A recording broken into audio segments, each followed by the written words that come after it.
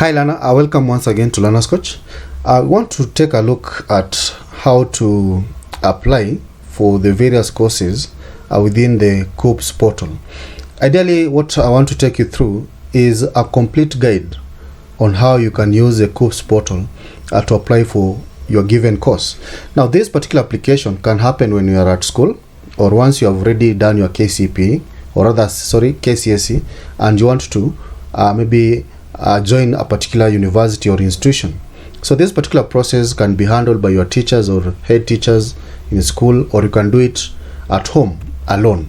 So whichever option that you use to apply for the course is well and good. But maybe one advantage of applying it through school is because the head teacher or the school teachers will always give you some kind of guidance on how to go about it, because they have some kind of wealth experience and they know which courses actually you can be able to apply, because they've already taught you, they know which particular courses suits you.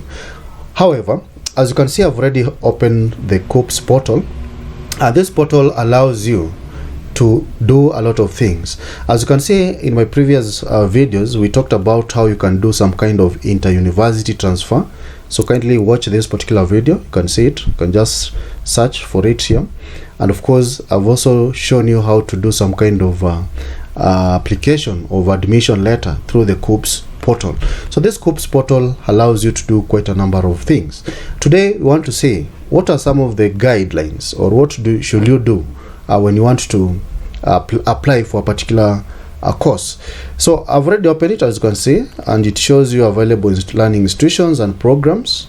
So if we go to the institutions, it will indicate the various public universities, the various private universities, as you can see, right?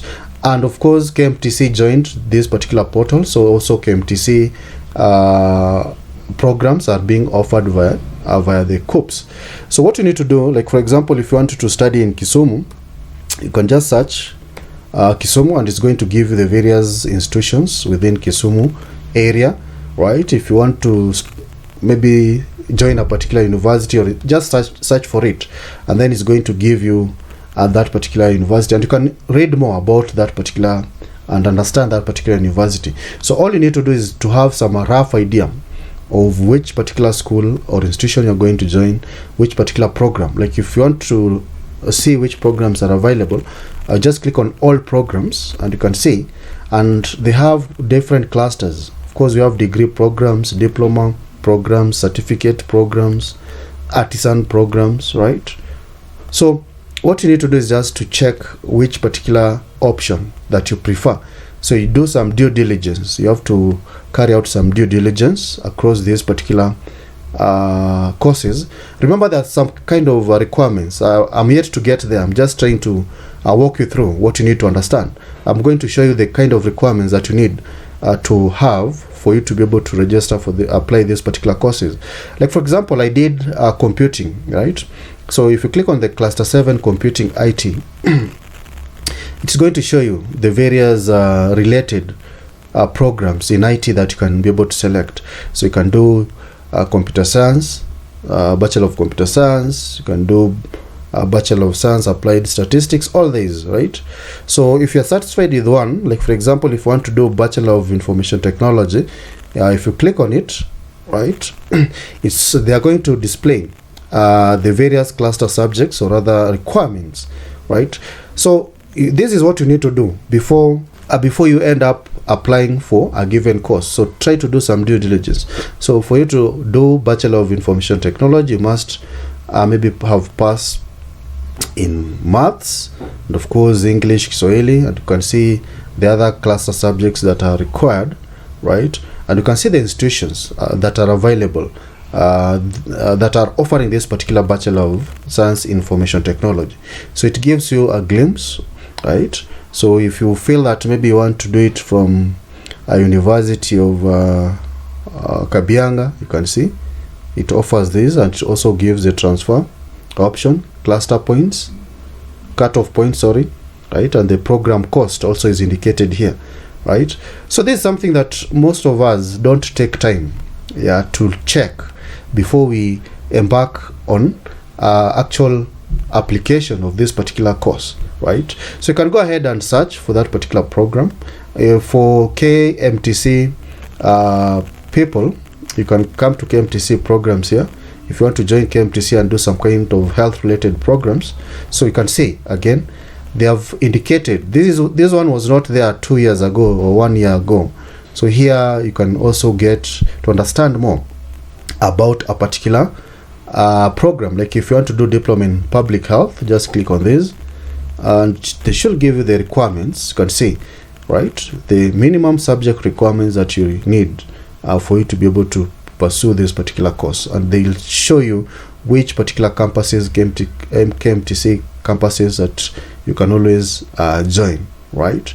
So with this kind of information, so let's look at now the key requirements that you must have for you to be able to do a very well informed application of your particular course. So let's have a look at the first step.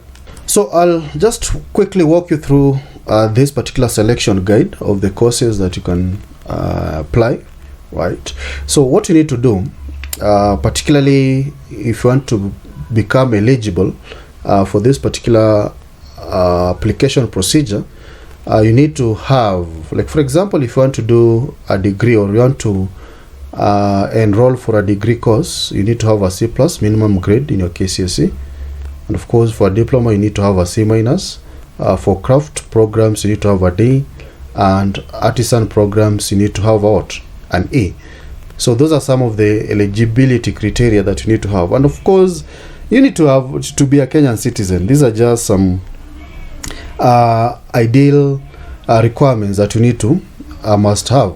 So anyone who can apply through, you can apply any course through this particular KUCCPS, right?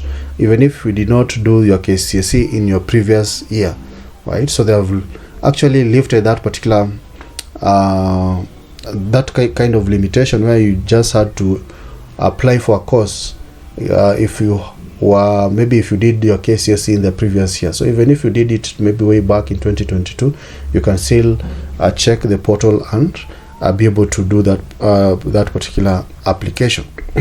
So how to apply for the courses on KUCCPS portal? So we fully understand this process, so I don't really need to go through it once again.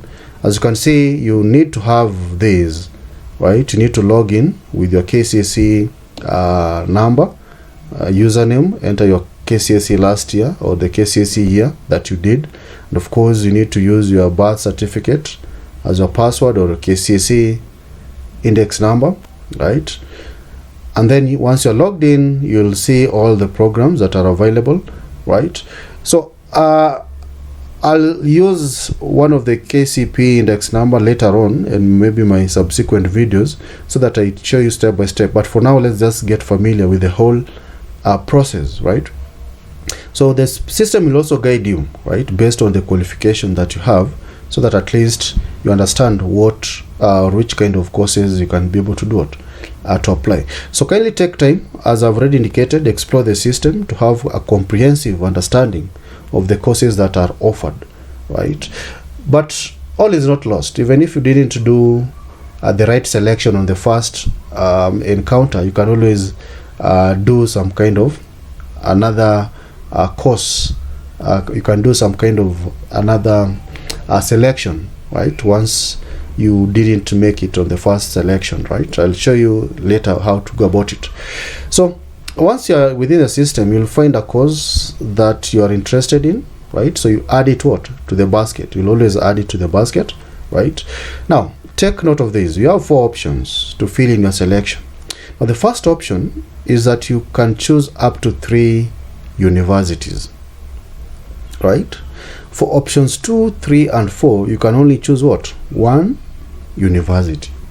So make sure option 1 is the course that you desire most, right? Is the one that you want.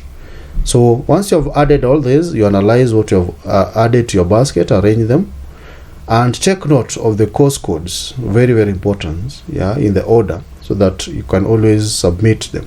So once you submit, you will be requested to do some payment. So I want to talk about payment procedure here, but you can always go to the eCitizen. It's going to, if you click on that particular submit link, it's going to take you to the eCitizen. You're going to enter the pay bill number. Kindly check on my previous video. I've shown you how to do the payments, or you can also just check on the link below I've shared, so that you read further on how you can be able to do the the payments. Now, what are some of the applicant choices?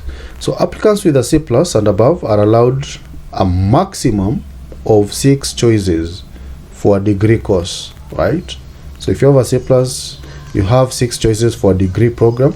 So the first 3 options are similar programs in the 3 different institutions, and the other 3 options are different programs in different institutions, right?